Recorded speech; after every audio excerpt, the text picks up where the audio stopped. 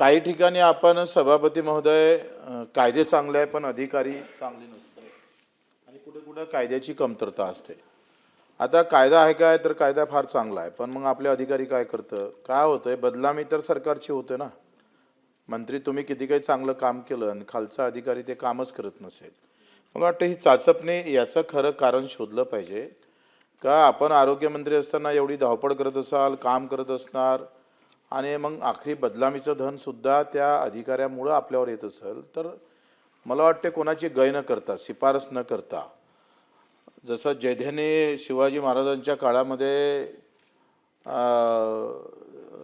तो खंडूपंतांचा शिफारस केली होती का याला सगळं माफ करा खंडोजी खोपडीची इतिहासमध्ये जाऊ नका आपण इकडे तर तसं शिफारस नाही ते शिफारसच महत्त्वाचं कारण आहे। सचिन भाऊची शिफारस आली काम समाप्त माझी शिफारस आली बिलकुल त्याला अभय।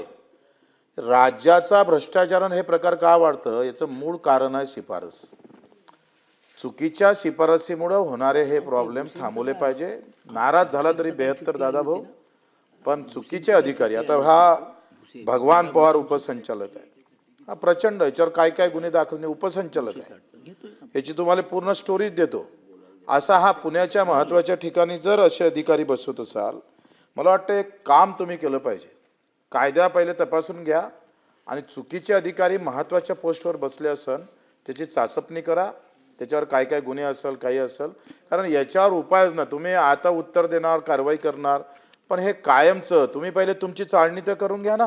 आमचे जे अधिकारी आहे कारण तुम्हाला खालीपर्यंत सचिव चांगला असेल तिकडे तिकडे जिल्हाधिकारी चांगला नसेल किंवा शिक्षण अधिकारी चांगला एखादा जिल्हा आरोग्य अधिकारी चांगला नसेल तर तुम्ही इकडे पुरवल्यानंतर तो तिकडे बेकारी करतं सगळ्या सत्यानाश करून टाकतं। तर या सगळ्या संदर्भात अशा अधिकारी जे आहे त्यांच्यावर जबाबदारी फिक्स केली पाहिजे त्यांच्यावर फौजदारी गुन्हे दाखल झाले पाहिजे। या प्रकरणात जे जे अधिकारी येत असेल त्या सगळ्यांवर आपण फौजदारी गुन्हे दाखल करून अशा प्रकारचा निर्णय आपण घेणार का।